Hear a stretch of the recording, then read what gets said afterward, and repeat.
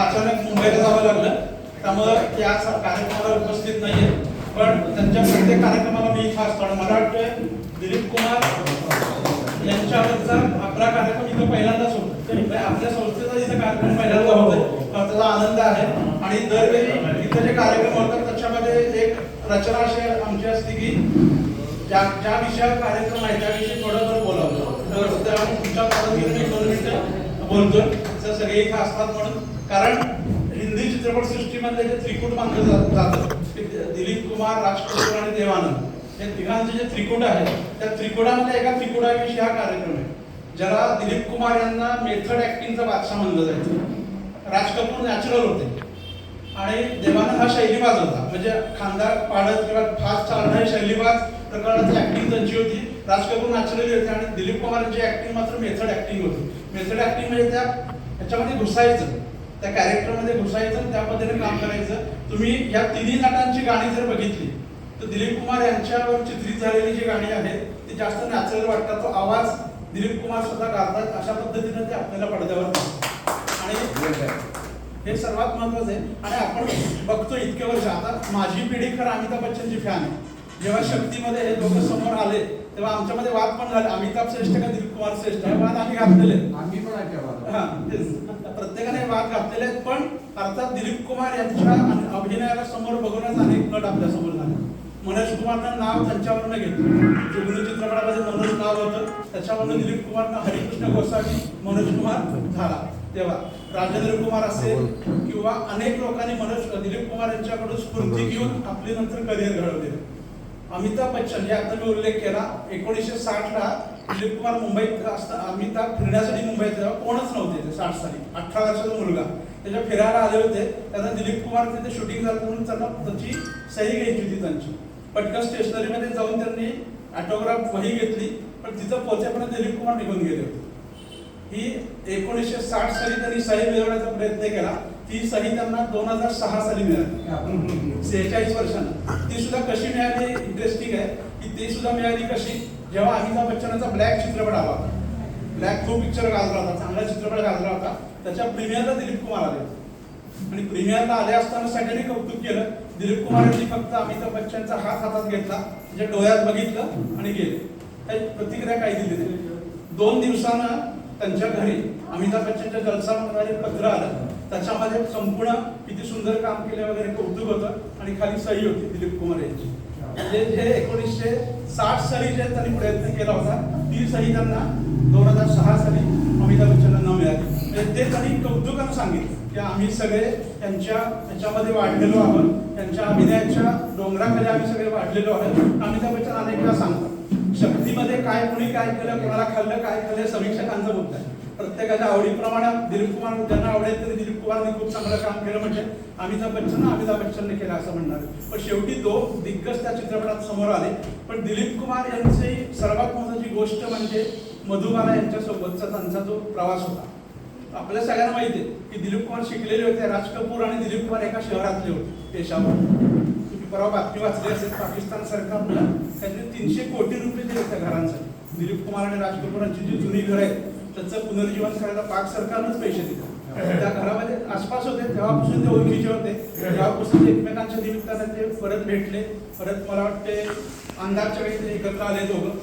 नंतर त्यांची प्रत्येकाची वाट वेगळी झाली. पण दिलीप कुमार यांची मेथड ऍक्टिंग मधुबालानं त्यांच्या चरित्रामध्ये, त्याच्या चरित्र जे तुमच्या दिलेलं आहे ते एका चित्रपटामध्ये दिलीप कुमार यांना दमल्याचा आणि घाम येण्याचा अनुभव करायचा होता, अभिनय करायचा होता. तर त्या सेटला ते फेरा मारत बसले खूप वेळ आणि जेव्हा टेकची वेळ आली तेव्हा त्याने दमल्यासारखा अभिनय केला. तर मधुबाला हसून म्हणाली, युसुफ म्हणायची की हे कसं काय, तुझ्यासारख्यांना जर ऍक्टिंग करण्यासाठी असं काहीतरी काय मेथड करायला लागत आमच्यासारखी काय करायची. पण ही त्याची मेथड ऍक्टिंग होती की काही करून आपल्याला नंतर मेथड ऍक्टिंग मध्ये पण नवाजुद्दीन सिद्दीकी आहे किंवा आमिर खान आहे, नसीरुद्दीन शाह आहे, त्या सगळ्यांनी मेथड ऍक्टिंग केली. अंधायाचं काम करत असताना अंधायाचं जग कसं असतं हे बघण्याचं काम नसीरुद्दीन शाहनं पण केलं होतं. प्रत्येकानं अशा प्रकारे काम केलं होतं. हे मेथड ऍक्टिंगची सुरुवात दिलीप कुमारने केली. सर्वात महत्त्वाची गोष्ट लक्षात ठेवा, आपल्याकडं मागच्या आपण राज कपूर नरगिसचा चित्रपट इथं केला, हे कार्यक्रम इथं केला. राज कपूर नरगिसची प्रेम कहाणी सगळ्यांना माहिती आहे. पण दिलीप कुमार मधुबालांची प्रेम कहाणी कोर्टापर्यंत पोहोचली होती. बरोबर आहे. कोर्टामध्ये दिलीप कुमार यांनी मधुबालावरचं प्रेम कबूल केलं होतं. हो, माझं प्रेम आहे. अर्थात लिहिताना लोकांना वाटतं की ते वेगळ्या प्रकारे असं आहे, पण प्रत्यक्षात ते कसं होतं सगळ्यांना माहिती. न्यायाधीशाच्या वेळी पहिल्यांदा मधुबालाला घेतलं, पण वडिलांनी नकार दिला म्हणून मग आल्या वैजंतीवाला आली आणि मग ते प्रकरण कोर्टात गेलं. या चोपडांनी ते प्रकरण कोर्टात नेलं होतं की करार मोडला म्हणून, आणि त्या निमित्तानं साक्षीदार म्हणून दिलीप कुमार यांना त्या कोर्टात बोलवलं होतं. तेव्हा साक्ष सुरू असताना दिलीप कुमारांनी सांगितलं हो आमचं प्रेम आहे. म्हणजे ते ओघाओघान आला होता, पण त्या निमित्तानं काय समोर आलं की दिलीप कुमार यांनी मधुबाला माझं प्रेम आहे सांगितलं. दुर्दैवाने दोघांचं लग्न होऊ शकलं नाही. नंतर अनेकांनंतर सायरामधून लग्न झालं, यशस्वी झालं आणि नंतरची गोष्ट आहे. पण आजही एक अजूनही प्रेम गाणी म्हणून आपल्याला दिलीप कुमार आणि मधुबाला यांच्याकडे बघावं लागतं. दोघांची गाणी बघा. मुघले आझम एक स्वप्न होतं. 11 वर्ष चित्रपटाचं काम चालू होतं. 11 वर्षानंतर सुद्धा जो चित्रपट आहे हायएस्ट क्रॉस मानला जातो पहिला. त्याचा रेकॉर्ड मोडलं फक्त शोलेनं. 60 साली जो चित्रपट आला त्याचं हायएस्ट उत्पन्न झालेला चित्रपट तोपर्यंत होता. मग शोलेने त्याचं उत्पन्न एवढा मोठा चित्रपट तो होता. अजूनही तो जेव्हा रंगीत आला, हा पहिला पिक्चर आहे मुघल आझम लक्षात दिलीप कुमार आणि मधुबाला यांचा, की रंगीत केल्यावर रिलीज झाला. नंतर कुठलाही चित्रपट असा पुनर्प्रदर्शित केला नव्हता की रंगीत करून, तो मुघल आझम झाला होता. म्हणजे ह्या एवढे वर्ष या माणसाने काम केलं, पण लक्षात ठेवा इतक्या वर्षांची कारकीर्द असून मोजके चित्रपट केले. 60च्या आसपास सुद्धा नसतील चित्रपट. आणि गोविंदासारखा दट एका वर्षात 60 पिक्चर साईन केले. किती फरक आहे बघा. गोविंदाने एका वर्षात 60 चित्रपट साईन केले आणि दिलीप कुमार यांनी एवढ्या वर्षाच्या कालावधीमध्ये 60 चित्रपट केले. हा फरक बघा की कशा प्रकारे निवडक आणि जे आपल्याला भावतील असे चित्रपट घ्यायचे. क्रांतीच्या वेळी सुद्धा क्रांती त्याची सेकंड इनिंग होती. आपल्याला माहिती क्रांतीच्या पूर्वी 5 वर्ष बैरागनंतर ते काम केलं नव्हतं. क्रांतीनंतर मनोज कुमार यांनी त्यांना एवढं समजावलं तेव्हा ते तयार झाले. मग क्रांतीनंतर आपण बघितलं सौदागर आहे, शक्ती आहे, विधाता आहे, असे अनेक चित्रपट पाठोपाठ आले. म्हणजे एखाद्या माणसाची सेकंड इनिंग सुद्धा कशी यशस्वी होऊ शकते याचं उत्तम उदाहरण म्हणजे दिलीप कुमार नंतर अमिताभ बच्चन. 2000 नंतरचा अमिताभ बच्चन खरा अमिताभ मला वाटतो. ब्लॅक असेल किंवा अनेक जे मोठे मोठे चित्रपट आले ऍक्टिंगला देणार आहे. अँग्री यंग मॅन सोडून अँग्री ओल्ड मॅन जेव्हा ते झाले ते चांगले. त्यामुळे दिलीप कुमार यांनी एक वेगळ्या प्रकारचा आपल्याला इतक्या वर्षानंतर सुद्धा लोकांना एक गुरु पडद्यावरचा म्हणायचं असतो. दिलीप कुमार यांच्या समोर तो आपल्या समोर दिसतो. आज या निमित्तानं आता मला माहित नाही की यांनी कुठली गाडी निवडलेली आहे, पण अगदी मला वाटते अंदाजपासून विधातापर्यंत असतील असं माझा एक अंदाज आहे. पण दिलीप कुमार असा अंदाज आहे तर निश्चितच एक वेगळ्या प्रकारचा अनुभव या निमित्तानं आपल्याला पाहायला मिळणार आहे. पहिल्यांदाच सौदागर ओके.